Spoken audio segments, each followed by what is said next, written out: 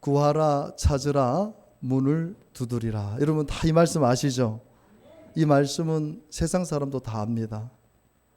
구하라 찾으라 문을 두드리라. 얼마나 좋습니까? 그죠? 그러니까 근데 사실은 이 말씀을 우리 한국 교회가 잘못 오해해서 무엇인지 구하면, 무엇인지 찾으면, 무엇인지 문을 두드리면 다 받게 된다. 우리 한국 교회가 지금 많은 어려움을 겪고 있고 영적으로 이렇게 큰 고통을 겪고 있는 이유 중에 하나가 뭐냐면 우리가 잘못된 하나님 말씀을 잘못된 방법으로 해석하고 그 말씀을 인용했기 때문에 교회도 힘들어지고 성도들도 바르게 성장하고 바르게 성숙할 수 없도록 만든 거. 이게 좀 목회자들이 참 잘못이죠.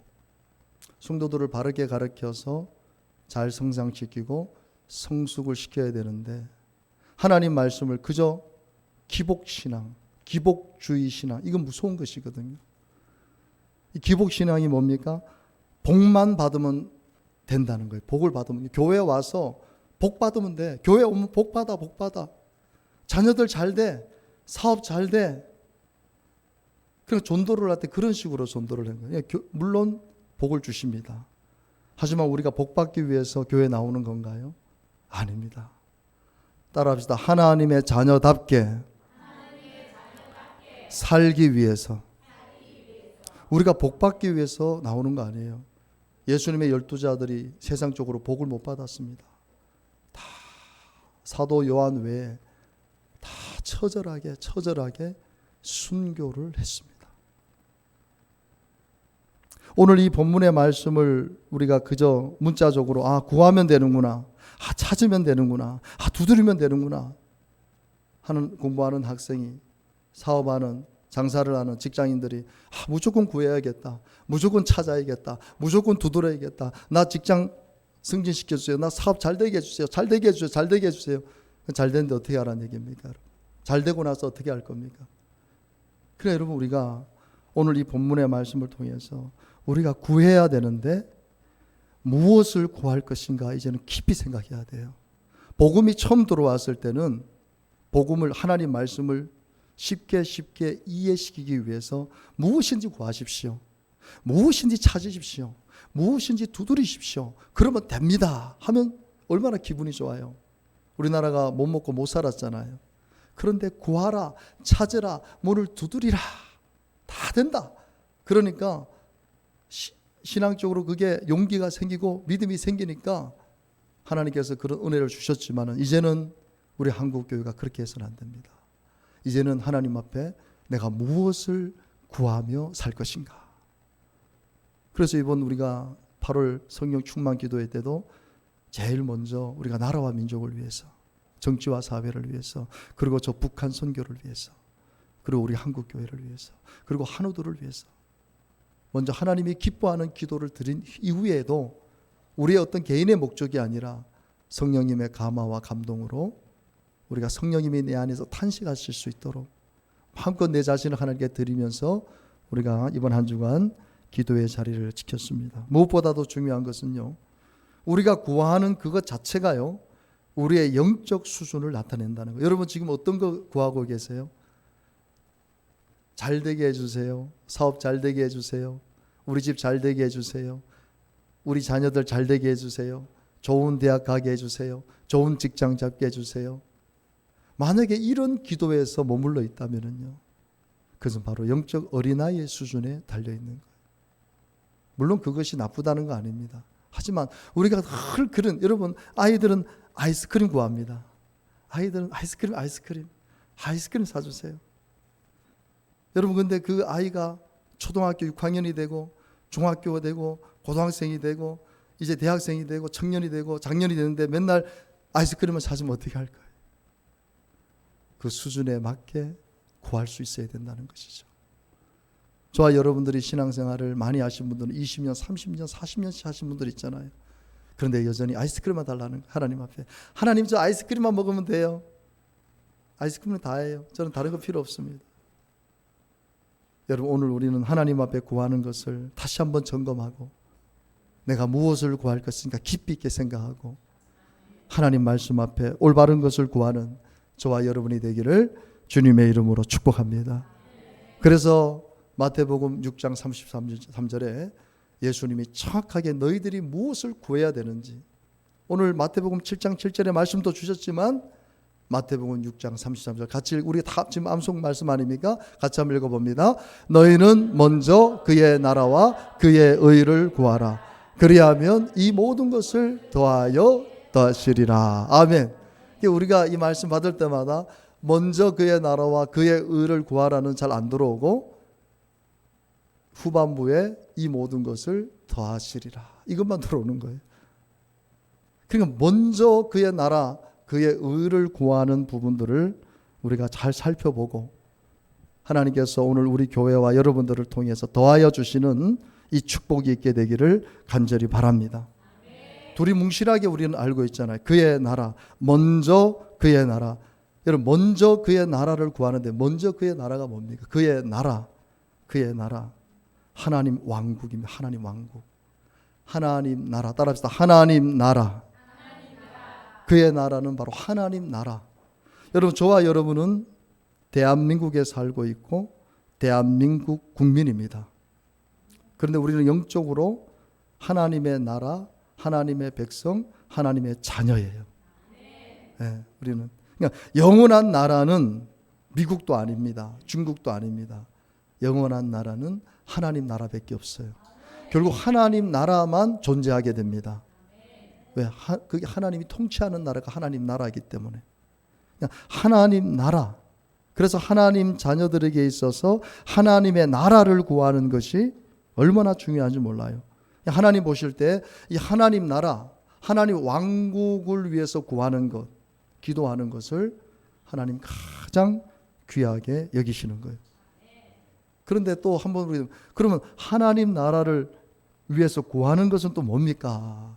우리가 또 질문할 수 있잖아요. 그럼 하나님 나라를 위해서 물론 여러 가지 우리가 기도하고 있는 모든 것들이 하나님 나라지만은 구체적으로 하나님의 나라를 위해서 무엇을 구해야 되는가? 여러분, 하나님은요, 이 하나님의 나라를 이 땅에 이루어가기 위해서 너무나 큰 희생을 감수하셨고 그 희생을 치르셨어요. 이게 뭐냐면은 바로 하나밖에 없는 독생자 예수 그리스도를 이 땅에 육신의 몸으로 보내주신 것입니다. 자기 아들을, 하나님, 성부 하나님께서 자기 아들을 이 땅에 하나님의 나라를 이루기 위해서 예수 그리스도를 육신의 몸으로 보내주시고 그에게 우리 인간의 모든 죄를 십자가 위에 다 짊어지게 하시고 처절하게 죽으시고 부활하시고 그리고 나서 뭐가 생겨졌나요? 교회가 세워지게 된 것입니다. 이 교회, 그냥 하나님의 나라를 이루기 위해서 이 땅에 하나님 뭘 세워주셨다고요? 교회를 세워주신 거예요. 놀라운 것이죠. 그래서 우리는 이 교회를 그저 아무렇게 생각할 수가 없는 거예요. 왜? 교회는 하나님의 나라를 이루어가기 위해서 예수님이 십자가에 죽으시고 부활하시고 그 이후에 예수님의 제자들을 통해서 이 교회, 그래서 교회를 뭐라고 표현하죠? 주님의 몸된 교회라고 하는 거예요. 따라합시다. 주님의 몸된 교회. 이 교회가 바로 주님의 몸이라는 거예요. 그리고 우리는 거기에 지체라는 것입니다. 이 교회가 어떻게 탄생되었는가? 예수님이 십자가의 그 피값으로 온몸에 물과 피를 다 쏟으시고 그 죽음의 결과로 그 피값을 내시고 교회가 세워진 것입니다. 그러니까 교회를 위해서 구하는 것, 이것이 바로 하나님의 나라를 위해서 구하는 구체적인 방법이라는 것이에요. 그래서 여러분, 사도 바울 같은 경우에는 이 사실을 너무나도 확신했기 때문에 사도행전 20장 28절을 같이 읽습니다. 여러분은 자기를 위하여 또는 온 양떼를 위하여 삼가라. 성령이 그들 가운데 여러분을 감독자로 삼고 하나님이 자기 피로 사신 교회를 보살피게 하셨느니라. 하나님이 자기 피로 사셨다. 그게 바로 교회다. 그리고 그 교회를 나는 보살피게 하셨다. 이 보살피다라는 말이 교회를 위해서 기도한다, 교회를 위해서 구한다라는 또 다른 표현인 것입니다. 하나님이 자기 피로 사신 교회를 보살피기 위해서 구하는 것, 기도하는 것 자체가 바로 하나님의 나라를 위한, 의를 위한 기도라는 사실을 믿으시기를 바랍니다. 그래서 골로새서 1장 24절에도 사도 바울이 나는 이제 너희를 위하여 받는 괴로움을 기뻐하고 그리스도의 남은 고난을 그의 몸된 교회를 위하여 내 육체에 채운다는 것이에요. 참 기가 막힌 표현이죠. 사도 바울을 따라갈 수가 없는 거예요. 사도 바울의 그 교회의 사랑을 그 누구도 따라갈 수가 없는 거예요. 하나님께서 사도 바울에게 다 주시잖아요. 모든 은사와 모든 능력을 사도 바울에게. 왜? 사도 바울은 무엇을 구하고 있습니까? 하나님의 나라. 이 땅에서 하나님의 나라를 이루기 위해서 세운 교회를 위해서, 교회를 위해서 그렇게 구하는 거예요. 하나님 다 주시는 거예요. 마태복음 6장 33절의 말씀을 사도 바울은 그대로 다 받게 되는 것이에요. 여러분도 이 비밀을 알게 되시기를 바랍니다. 주님의 몸된 교회를 위해 그 어떤 고난도 나는 달리 받겠습니다. 기꺼이 감수하겠습니다. 바로 내 육체가 녹슬어 없어지는 것이 아니라 교회를 위해 닳고 닳아서 없어지기까지 저는 헌신하겠습니다. 여러분 아멘 크게 하셨죠? 이게 쉬운 게 아니에요. 여러분 교회를 위해서 내 몸이, 내 육체가 닳고 닳기까지 헌신한다는 거, 그거 쉬운 것이 아닙니다. 사도 바울은 그렇게 했습니다. 닳고 닳아서, 자기 몸이 닳고 닳아서 없어질 때까지 주님의 몸된 교회를 위해서 구하고 헌신하고 충성했던 분이 사도 바울입니다. 우리나라만 해도 100년 전에 우리 선교사님들 다 20대 초반 아닙니까? 10대 후반에서 20대 초반 최고의 학력을 가진 의로인들, 법조인 그 청년들이 우리나라에 와서 교회를 세운 것입니다. 교회를 세우다가 목이 잘려 죽고 매 맞아 죽고 전염병으로 죽고, 그래서 저 양아진 우리가 한번 참 나중에 시간이 되면 한번 가보면 좋겠어요. 그 양아진에 보면 선교사님들 무덤이 있잖아요. 몇 년도에 와서 이렇게 선교하다가 하늘나라 가신 누구누구 선교사님, 순교하신 선교사님, 전염병에 걸려서 돌아가신 선교사님, 수많은 선교사님들이 그 양아진에 지금 묻혀 있습니다. 여러분 교회를 위해서, 그리스도의 남은 고난을 위해서 자기 육체가 다 닳고 닳기까지 교회를 섬겼던 우리 선교사님들, 그들의 그 피가, 그들의 순교가, 그들의 기도가 오늘 우리 한국 교회를 이렇게 만들었다는 사실을 우리는 알아야 됩니다. 우리가 이 땅에서 아무리 화려하게 살아도, 아무리 좋은 집에서 좋은 생활을 해도 하나님 보실 땐 그거 별로예요. 하나님 보실 때는 바로 이 땅에 교회를 위해서 구하고 교회를 위해서 충성하는 거, 헌신하는 거. 여러분 성도에게 있어서, 뭐 목회에서도 마찬가지지만 성도에게 있어서 가장 큰 영광이 뭡니까? 여러분들에게 있어서 저는 하나님이 오늘이라도 야 너는 이제 다른 곳으로 가라, 너는 어떤 선교사로 가라, 그러면 저는 가야 돼요. 저는 우리 목회자의 사명은 하나님이 하시라고 한 날까지만 하는 거예요. 그래서 항상 우리는 이사갈 준비, 목회자들은 이사갈 준비, 죽을 준비, 굶을 준비를 해라. 우리 신학교 때 당신들은 항상 죽을 준비해야 되고 이사갈 준비해야 되고 이런 걸 계속 교육을 받았거든요. 근데 성도는 아니에요. 여러분들은 이 한 교회에서 여러분의 후손의 후손에게까지 교회를 섬길 수 있는 자격을 하나님 여러분들에게 주셨습니다.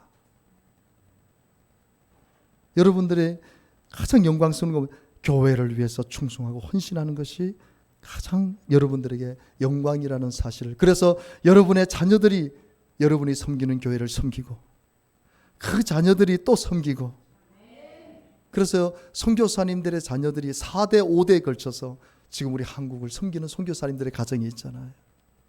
그런 거 보면서 인요한 그 의료 되시는 그 선생님, 그분이 4대째인가 5대째잖아요. 아직도 저 연세 샌프란시스코 병원 생활하면서 지금 많은 교회에 영향을 미치고, 그분 한번 여러분 간증 한번 들어보세요. 얼마나 참 가슴 뜨겁게 만드는지 모릅니다.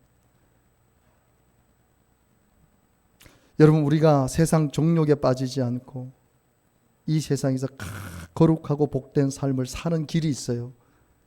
여러분들이 이 세상 정욕에 빠지지 않고 이 세상의 악한 문화에 빠지지 않고 거룩하게 복되게 살 수 있는 방법이 뭡니까? 따라합시다. 주님의 몸된 교회를 위해 죽도록 충성하는 것. 우리가 왜 넘어집니까? 왜 신앙을 잃어버립니까? 교회와 멀어지면 멀어질수록 우리는 점점점 육신의 정욕의 삶을 살 수밖에 없어요. 악한 마귀들이 우리를 그렇게 만들어 갑니다. 근데 여러분들이 교회를 가까이 하고 교회를 위해서 충성하게 되면 하나님께 주신 보너스가 있어요. 그게 뭐냐면 거룩함입니다. 구별되게 만드시는 거예요. 제가 목회자라서 이런 얘기를 드리는 것이 아니고 저도 체험을 했고 우리 수많은 그리스도인들이 간증하고 있는 내용입니다. 대표적으로 우리 사랑의 교회 오정현 목사님, 그 아버님도 개척교회 목사님이셨고, 분당 우리 교회 이찬수 목사님 아버님도 개척교회 목사님, 40일 금식하시고 돌아가셨고, 대구 동신고에 우리 권성수 목사님 아들 5분이신데 다 목회자 되시고, 그때 당시만 해도 진짜 먹을 게 없었다 그러거든요. 그렇게 먹을 게 없고 힘들어도 그 개척교회 하면서 교회를 위해서 그 자녀들이 아버지와 함께 교회를 세웠더니 지금 오종현 목사님, 또 이찬수 목사님, 우리 권선수 목사님 자녀분들이 다 얼마나 훌륭하게 그 자녀들을 하나님이 얼마나 축복해 주시는지 몰라요. 교회를 위해서 함께 헌신하고 충성했던 그 자녀들을 하나님이 더하여 주시는 축복을 주신 것입니다. 여러분들이 교회를 위해서 헌신하고 충성하는 것이 여러분의 복만이 아니에요. 바로 여러분의 후손들까지도, 여러분들의 자녀들까지도 하나님이 축복해 주신다는 이 사실을 알아야 됩니다. 여러분, 교회가 어려우면요, 때로는요, 혹시 여러분들이 이 얘기 듣고 오해하지 마세요. 내가 여러분들 그렇게 하라고 하지 않으니까. 이 간증 아닙니까? 자기 집을 팔아서 자기는 월세로 들어가고 그 판 가지고 헌금을 하는 거예요. 여러분, 이게 상식적으로 이해가 됩니까? 내가 오늘 여러분들한테 당신 집 팔아서 교회 어려우니까 헌금하세요. 누가 할 사람 누가 있습니까? 할 사람 아무도 없어요. 누가 하겠어요? 대번 시험 들어서 교회 안 나오죠. 교회는 그렇게 해서 헌금할 수가 없어요. 구조가. 물론 교회가 어려우면 헌금하세요라고는 얘기하지만 집 팔아서 대출 내서 이거는요, 목사가 할 수 있는 얘기도 아니고 해서도 안 되죠. 그런데 때로는 집을 팔아서 자기는 월세로 들어가고 집 판 가지고 헌금을 하는 거예요. 때로는 대출을 내서 하나님 앞에 헌금하는 거예요. 참 신기하죠. 교회가 이단 사입입니까? 현욕당에서 그렇게 하는 겁니까? 아닙니다. 왜 그렇게 하는 것이죠? 교회를 통해서 하나님 만났기 때문에. 따라합시다. 교회를 통해서 하나님을 만났기 때문에. 교회를 통해서 하나님 만났잖아요. 우리가 그냥 세상에 살다가 하나님 만난 게 아니고 누군가의 전도로 교회를 나와서 신앙을 갖게 되고 하나님을 만난 거예요. 그러니까 내가 내 재산을 드려도 아깝지가 않은 거예요. 초대교회가 바로 그런 역사잖아요. 하나님을 만나니까 공동체에다가 재산을 바치는 거예요. 함께 사는 거예요. 이런 놀라운 일들이 일어나는 거예요. 지금도 수많은 교회 장로님들이, 권사님들이, 안수집사님들이, 성도님들이 교회를 위해서 그렇게 헌신합니다. 왜? 받은 은혜가 너무나 크기 때문에. 교회를 통해서 받은 은혜가 너무나 크니까 무엇을 드려도 아깝지 않고 내 몸이 닳고 닳아서 없어진다 할지라도, 그렇게 충성하고 헌신한다 할지라도 그것이 수고로 느껴지지 않는 것, 그런 은혜를 받는 곳이 바로 교회라는 것입니다. 그래서 사도 바울은 이 말씀을 이렇게 합니다. 고린도후서 11장 28절에 보면 이 이외에 이런 고사하고 아직도 날마다 내 속에 눌리는 것이다. 우리 밑줄 한번 읽습니다. 모든 교회를 위하여 염려하는 것이라. 모든 교회, 자신이 세운 모든 교회를 위해서 염려한다는 것이 세상 염려가 아니에요. 바로 교회를 위해서 구하고 기도하는 것이 그의 나라, 하나님의 나라를 위해 세워진 교회를 위해서 매일 구하고 기도함으로 오늘 저와 여러분이 마태복음 6장 33절 하반절에 모든 것이 더하여 응답받는 그런 역사와 축복이 있게 되기를 주님의 이름으로 축원합니다. 그리고 그의 의를 구하랬죠. 의. 이것도 좀 우리가 난해하잖아요. 의, 뭐 하나님의 의, 그의 의, 하나님의 의. 이게 뭐지? 이걸 어떻게 구해야 되지? 라고 우리가 생각할 수 있잖아요. 그의 의를 구하라. 여러분, 그의 의는 따라합시다. 하나님의 사랑. 하나님 사랑이에요. 하나님의 의는 하나님의 사랑입니다. 하나님의 본성이 뭐냐? 사랑이에요. 하나님에게 있어서 사랑을 빼면 하나님은 존재할 수가 없어요. 하나님은 이 세상을 사랑해서 독생자를 주셨고 그 독생자를 믿는 자마다 멸망하지 않고 영생을 얻게 하신 겁니다. 하나님의 본성이, 본질이 사랑이에요. 하나님의 의는 어디서 출발됐냐? 사랑으로부터 출발된 거예요. 그러니까 우리가 이렇게 인사하잖아요. 하나님은 당신을 사랑하십니다. 이렇게 인사하죠. 자, 우리 한번 몇 명 안 되지만은요, 옆 사람 보면서 하나님은 당신을 사랑하십니다. 인사합시다.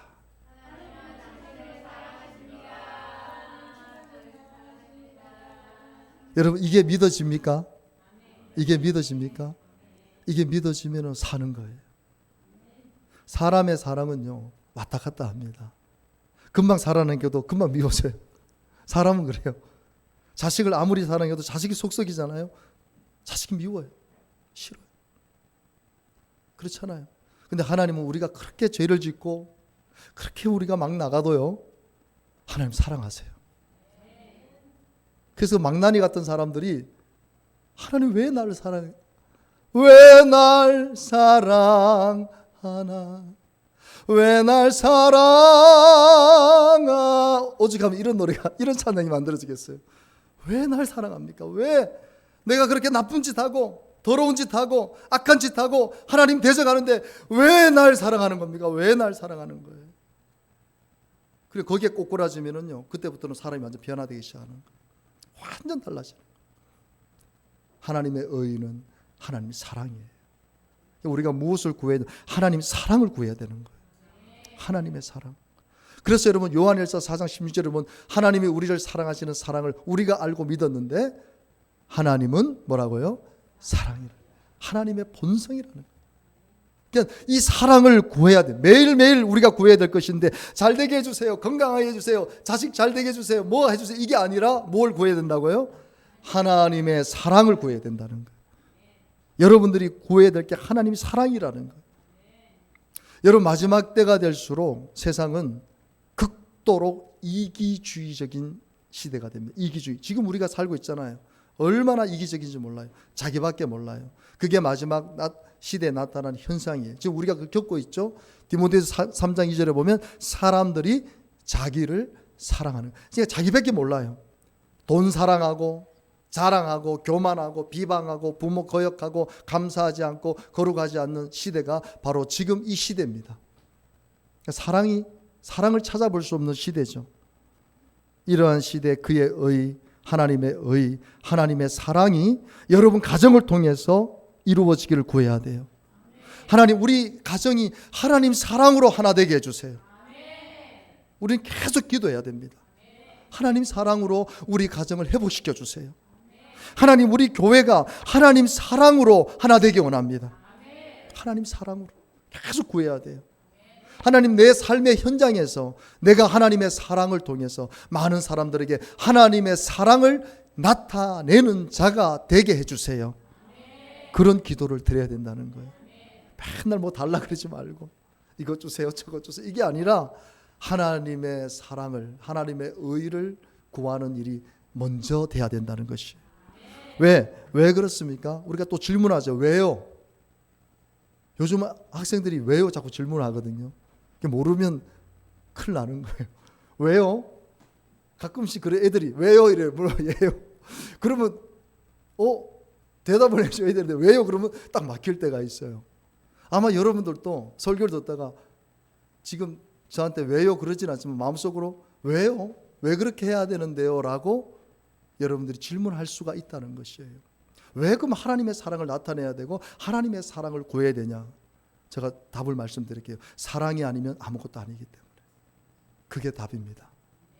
여러분 고린도서 13장이 사랑장인데 사랑이 없으면 아무것도 아닌 것이에요. 여러분 우리가 아무리 능력이 나타나고 내가 사람의 방언과 천사의 말을 할지라도 사랑이 없으면 아니라는 거예요.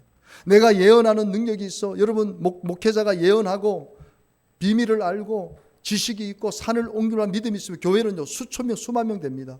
제가 만약에 예언의 은사 받고 여러분들 예언해 주잖아요. 여러분 통해서 막 사람들 몰려오면 구름대처럼 몰려와요. 그런데도 사랑이 없으면 내가 아무것도 아니에요. 그런 능력이 나타나도 거기에 하나님 사랑 아니면 하나님의 의가 아니면 안 된다는 거예요. 내가 내게 있는 모든 것으로 구제하고 내 몸을 불사르게 내어줄지라도 자 밑줄만 크게 읽습니다. 사랑이 없으면 내게 아무 유익이 없느니라. 아멘. 사랑이 없으면 아무것도 아니라는 거예요. 그러니까 우리는 늘 사랑을 구해야 되는 거예요. 제가 이 말씀을 준비를 하다가요. 이 설교가 오늘 성찬 예배인데 너무 길어지면 안 돼. 계속해서 하나님 말씀을 주시는데 딱 한 구절만 실천하자. 딱 한 구절만. 우리 가정에서부터 실천하자. 우리 교회에서부터 실천하자. 하나님의 의, 하나님의 사랑을 실천할 수 있는 말씀이 누가복음 6장 37절입니다. 같이 한번 읽어보겠습니다.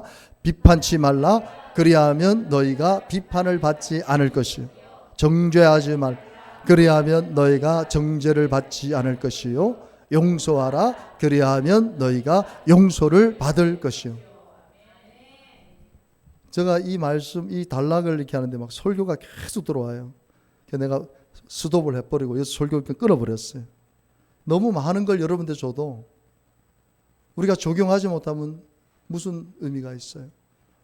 그래서 제가 이 말씀 붙잡고 하나님 저부터 비판하지 않고 정죄하지 않고 용서함으로 하나님의 의, 하나님의 사랑을 나타내겠습니다. 우리 얼마나 많이 비판하는지 몰라요. 얼마나 많이 정죄하는지, 얼마나 우리 용서하지 못하는지 몰라요. 여러분 이제는 그 어떤 비판도, 그 어떤 정죄도, 그 어떤 용서하지 못하는 마음도 내려놔야 됩니다. 하나님의 의, 하나님의 사랑은 품어주는 거잖아요. 허물을 덮어주는 거잖아요. 저는 이 말씀을 제가 묵상하면서 내가 우리 아내를 절대로 비판하거나 정죄하거나 내가 하면 안 되겠다. 오늘 내가 이 자리에서 또 고백합니다. 나는 우리 아내를 항상 이해하고 항상 사랑스러운 눈빛으로 바라보고 우리 아내가 어떤 얘기를 해도 제가 다 받아주고 답답한 말을 해도 다 받아주고 이해 안 되는 말을 해도 다 받아주고 이제는 그렇게 꼭 실천하고 몇 번을 실천했는데 아직도 못 이루었거든요. 근데 이번에 딱 말씀 주셔서 내가 이번에는 우리 아내에게 꼭 이 말씀을 내가 적용해. 다른 사람한테 적용하면 뭐예요? 내가 우리 권사님들한테 적용하면 못해요. 우리 아내한테 먼저 인정을 받아야 되는 거지. 여러분 가정에서 인정받아야 돼요. 우리 문집사님 알았죠? 주집사님한테 인정받아야 된다. 다른 사람한테 인정받을 필요 없어요. 내 가정에 내 바로 제일 가까이 있는 사람한테 인정을 받아야 되는 거예요. 이거 중요한 것입니다. 사랑을 구한다는 거 쉬운 게 아니에요. 그것이 내 가정부터 이루어져야 돼요. 그러면 그 사랑을 구할 때 거긴 천국이 되는 것입니다. 그런 은혜가 있기를 주님의 이름으로 축복합니다.